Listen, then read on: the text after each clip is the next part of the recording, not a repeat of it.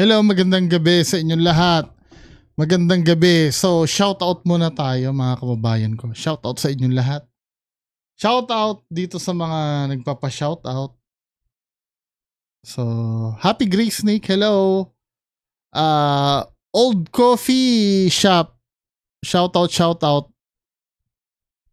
Laging out of the country daw si Arjo Atayde. Diba? Ganun talaga eh. Abang daw siya sa next Ghost Adventures mo. Parang matagal na din. Oo nga eh, ulan kasi ng ulan. Alam nyo, ilang beses na kami nagpaplano. Pero hindi siya natutuloy kasi ulan ng ulan. Next, hello Peri Haba. Fairy Ava, hello. Sir Mark Jan Manalaysay, hello. Mark Joseph C, hello. Shout out daw kay Mama Chi at JR sa San Mateo Rizal. Thank you. So meron dito nagpapa-shoutout pang isa eh, si Ma'am Amy. Hindi lumilitaw yung ano, Ma'am Imelda Basquines, hello po. Hindi lumilitaw nyo, kaya pero po sinesearch ko yung word na shoutout eh. Shoutout. Michael Amul Pabelico, tama po ba? Hello, shoutout po. Sir RJ Lemos, hello. Sabi nga, akala ko yung bagong upload ni Aga si Ching. 1 hour kasi yung video ni Aga si Ching eh. Bigyan nyo ako ng ano doon, ng timestamp. Para direct to the point tayo doon sa mismong re-reakan.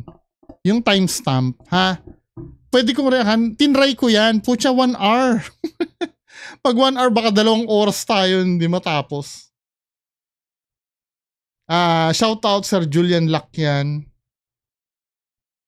Sir Nonito Lirio, hello. From Calamba, Laguna. Sir Ranmes, hello. This side up.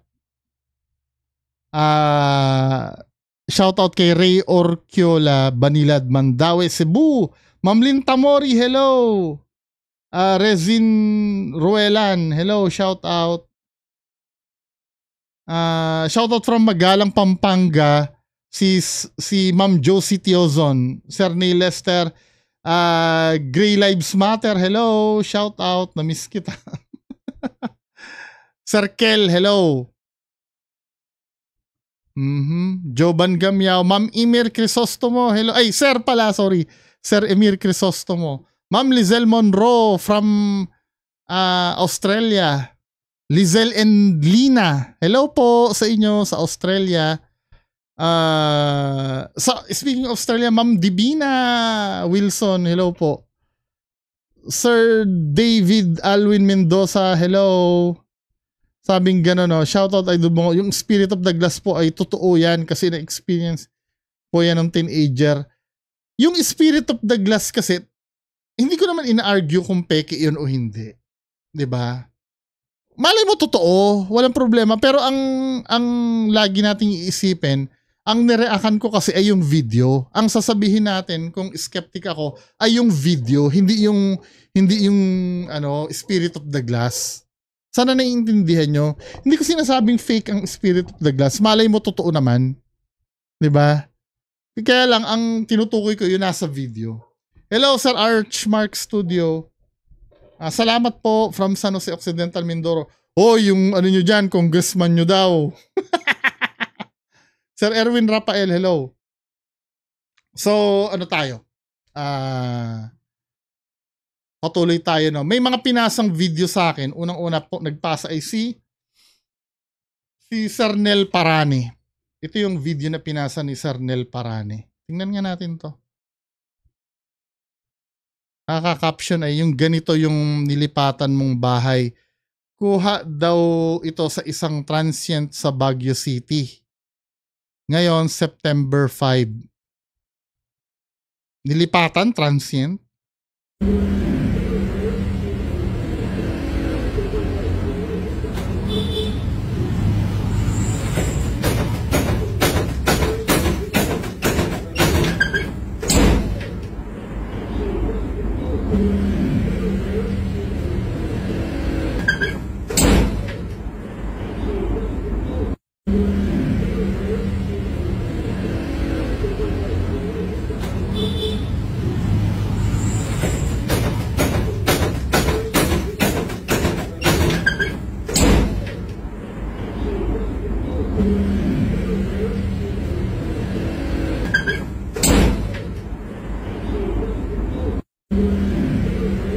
Ulitin ko, isa pa. May titingnan lang ako.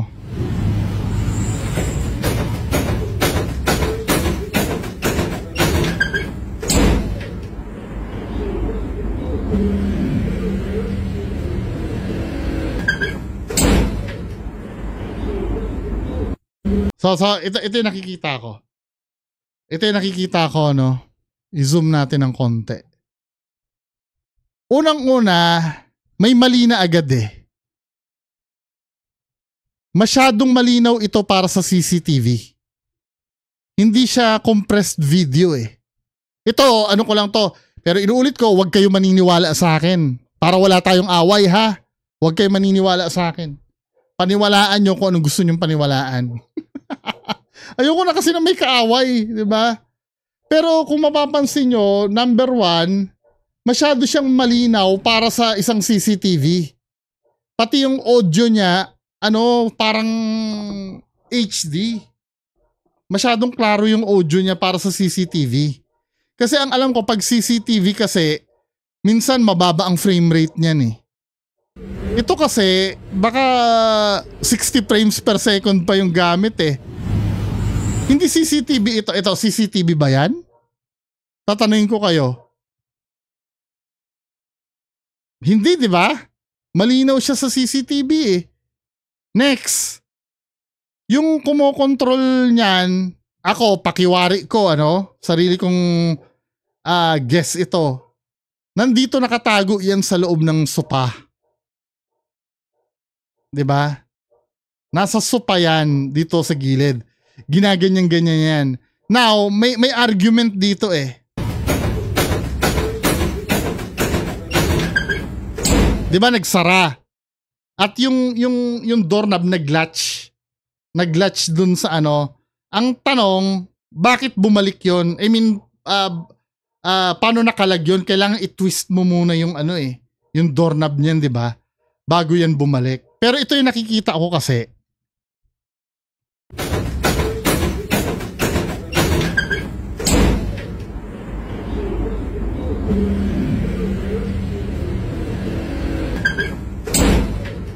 Ni-rewind yung video. I mean, ni-reverse. Kaya feeling mo, bumalik yung pinto. Diba? Kasi kung makikita nyo,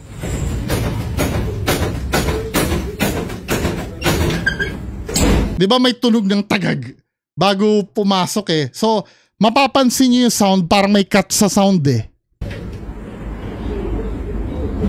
Diba? Gumanon agad yung sound, ni-reverse na yung video. Tamo ha? Maririnig nyo yung sound. May cut sa sound eh. Ito yun, ni-reverse na. Tapos gumanon-ganon na uli yung for me ekes. Ngayon, kung maniniwala kayo dyan, maniwala po kayo. Huwag kayo sa akin maniniwala. Dito kayo maniwala. Ayoko na ng kaaway. Next. Next video. Ito ay padala ni Sir Chester Del Carmen. 11 minutes daw. Ito ay channel ni Kasagip Explore. So, bandang 11 minutes daw. Tingnan nga natin tong 11 minutes. Dahil lang medyo mabagal eh.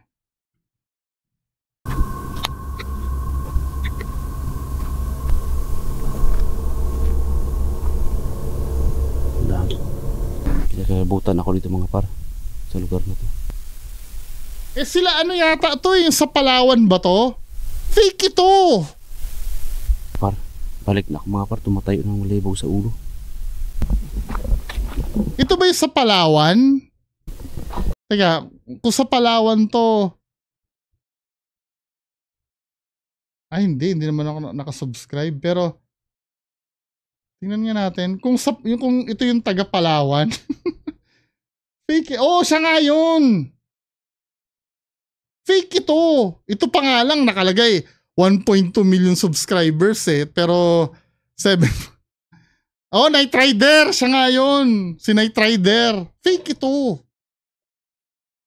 Kahit saan tayo makapunta, fake ito.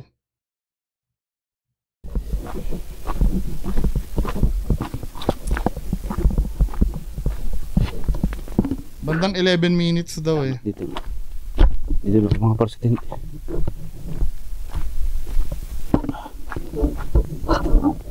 Hindi ko sukat akalain na makatulog ako ng mga ilang oras. Pagising ko nito alas. Pero magaling siyang gumawa ng video. Nareakan ko na ito before eh. Tapos na. Tapos mahina na ang mga flashlight ko. Paktok na mga par. Yung yung mga pag-change ng angle ng camera niya, no? Magaling din eh.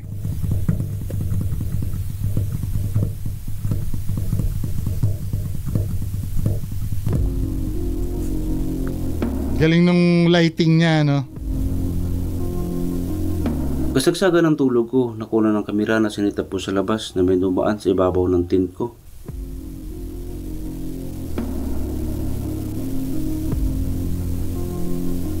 At may ilang inaklutang na ito sa ibabaw ng tent ko.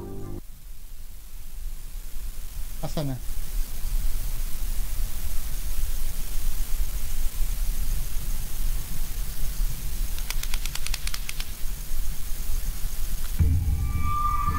Ayan ba yan? Yung anino ba yan?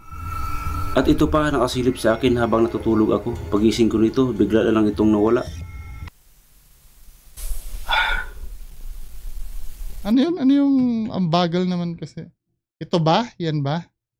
Nawala. Wala ito, si Knight Rider. Taga Palawan ito eh. Fake ito. Diba? Ang isa sa mga clue na fake ang isang video ng Ghost Hunter, yung ang daming nangyayari. Hindi ko naman sinasabing hindi na pwedeng mangyari yun, pero mataas ang chance na peke yun. Pag hitik na hitik sa paranormal yung video.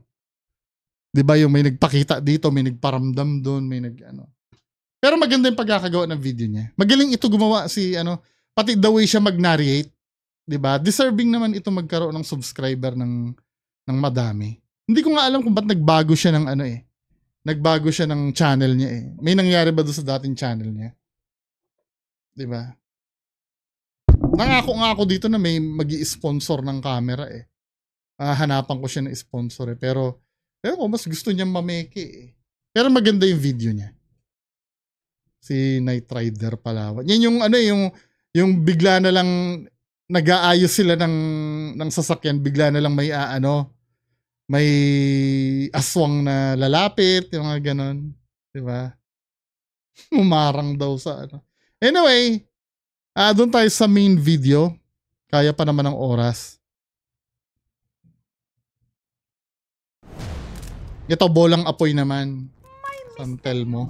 Bola ng apoy na kailan lang nakita raw ng magkaibigan sa Quezon Province kahit pa katirikan ng araw. Hindi raw makakalimutan ng magbabarkadang Jan, Noel, Brian at Sherwin ang nangyari kamakailan habang nangunguha sila ng kawayan sa Lingatong River sa liblib na barangay Bamban sa bayan ng Tagkawayan sa Quezon. Binabalak po namin gumawa po ng kubo para po sa aming gagawing parang pinakang hideout. Yung nakapagputol na po sila ng mga haligi-bigan. Isa ko pong kasama na si Kuya Noel is nandun na po sa unahan. May kung ano kasi silang nakitang parang lumulutang-lutang ang OA naman na reenactment na ito. Bolang apoy. Ito ang video. Ano? Ito. Tagkawayan Vines. Mga vlogger to mga to eh. Mga vlogger ito. Jessica Soho naman eh. Kailan ba ito? 2 years ago, July 2023. Ang video.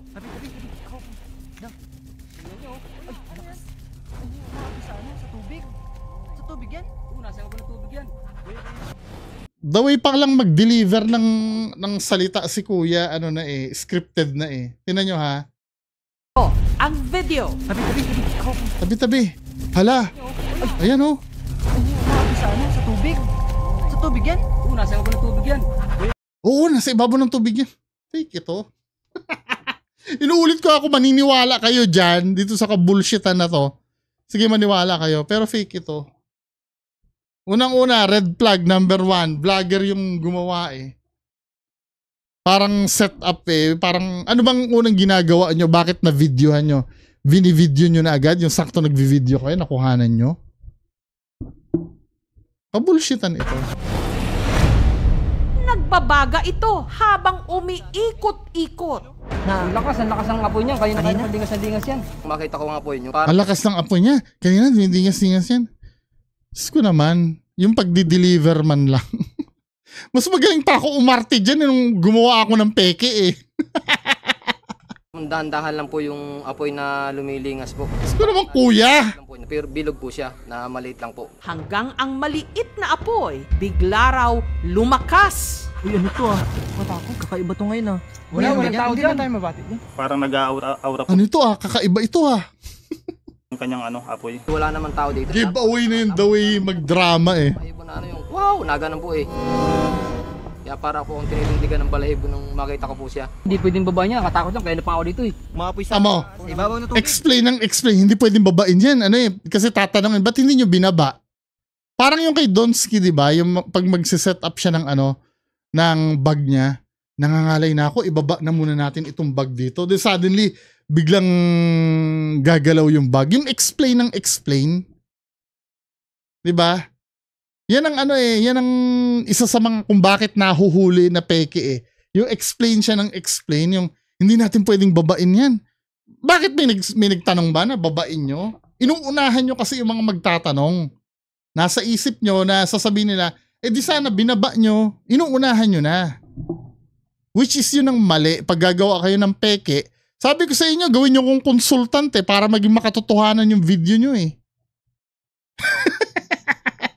Talagang hindi po basa-basa pwedeng bumaba, gawa ng sobrang sukal po. Pwede ka pong matusok ng mga kawakawayan po kasi doon eh. Baka po Pero yung may daladala nung apoy na yon, kayang bumaba doon. Hindi yan, kabulshitan yun, mga men. ahas. Kinabahan po kami kasi syempre kahit sino po matatakot. Hindi po namin nilapitan kasi inisip ko namin po nun ay baka sumabog. Sa takot na mas lumaki pa ang apoy at sa pangambang baka sundan sila nito, sila Noel, agad kumaripas ng takbo. Totoo rin bang ang ganitong bolang apoy may nais ipahiwatig? Mas maganda pa yung sa reenactment ng ano eh, KMJS eh. Hindi na po ito passable.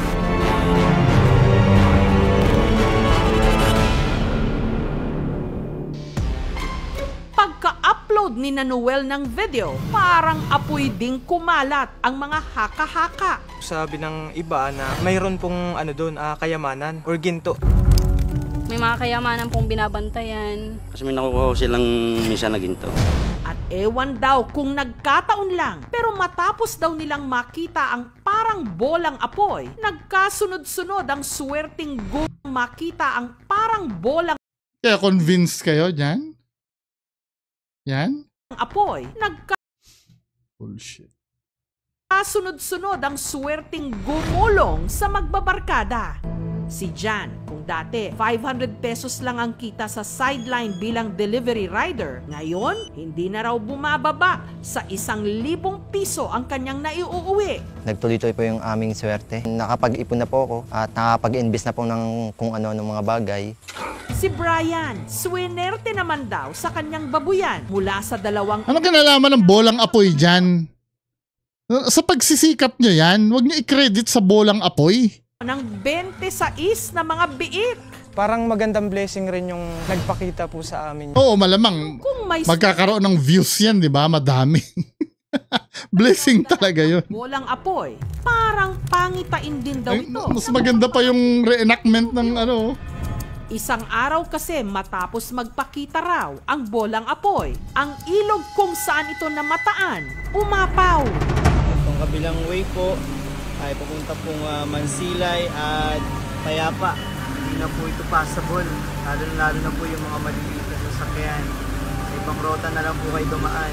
Baka yun po ay hudyat na na may parating na pagbaha o sakuna. panahon pa ng mga Kastila ay naging parte na ito ng ating mga kwentong bayan. Kapag nakakakita ka ng bilog na apoy ay may delubyo o masamang karanasan na... Tsaka yung St. Elmo's fire na yan, hindi naman literal na fire yan eh. Energy ball yan. 'Di ba? Meron na tayong pinakita dati yan eh. Ito yung tunay na St. Elmo's fire na hindi siya literal na ano yan eh, parang may science behind dyan eh. Saan na ba yun? Wait lang ha.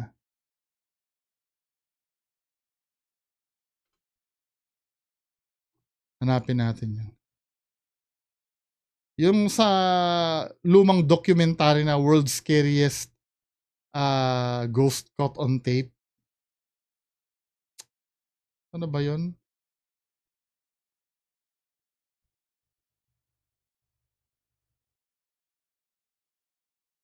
Ano yun eh? Hindi ko na mahanap. Pero hanapin nyo yung yung video na yun. Lumang documentary yun. Nasikat dati. Sa Studio 23 pinalabas yun eh.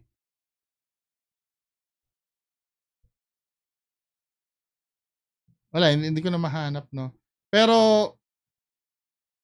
ang tunay na energy ball, na ipakita ko na dito before. Para siyang, kuryente. Minsan nga bluish pa yan eh. Ang sinasabing bolang apoy, minsan na rin daw nagpakita sa biyenan ni Noel na si Nanay Luming. Wala, kwento na yan. 2 dekada na ang nakararaan. Kwento na lang yan. Bituin, abay biglang dumaan. Ang laki, ganiyog. Hanapin ko ngayon. Pulang-pula, mahina lang. Sa paniniwalang may hatid itong swerte, si Nanay Luming humiling na gumaling ang 3 niyang anak na may asthma. May asawa na pati ngayon. May anak ko naman, asthma. Si Nanay Luming, curable naman. Ipinagtapat. Tabi. Ako. Ay, umaapoy sa sa tubig. Ang Lingatong River daw kasi kung saan nakuhana ng parang bolang apoy, dati raw talagang minahan kung saan may nahuhukay na ginto. Oh, may ginto. Ang ganda pa ng mataas ang karat. Mismo sa ilog, ginuhukay. May kayamanan nga bang binabantayan sa ilog ang di umano bolang apoy? Susunod! Tabi. Ako. Tingnan nyo. Umaapoy sa sa tubig. Parang bolang apoy. Ito.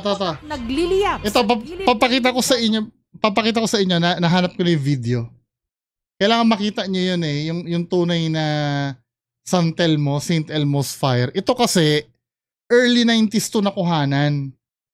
Yung mga, bagamat may video editing na nun, hindi pa siya masyadong accessible sa hindi pa siya commercially available halos.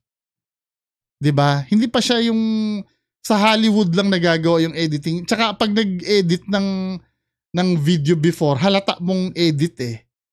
Ito kasi CCTV ang nakaka-capture dito.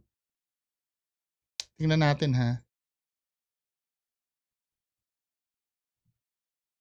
World's Scariest.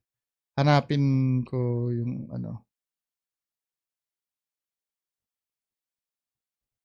Ito yata yun. Wait lang ha. Gusto kong makita nyo yun eh.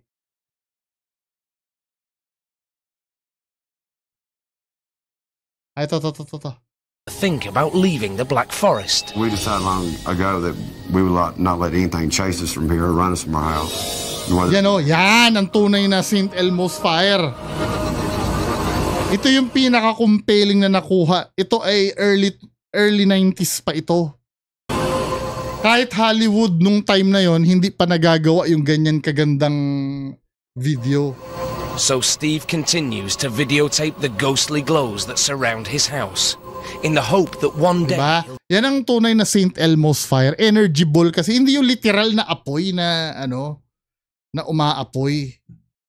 Ang layo nito dito sa dito sa KMJS, nahalatang kabulshitan. River sa Quezon Province. Palatandaan na may ginto sa lugar?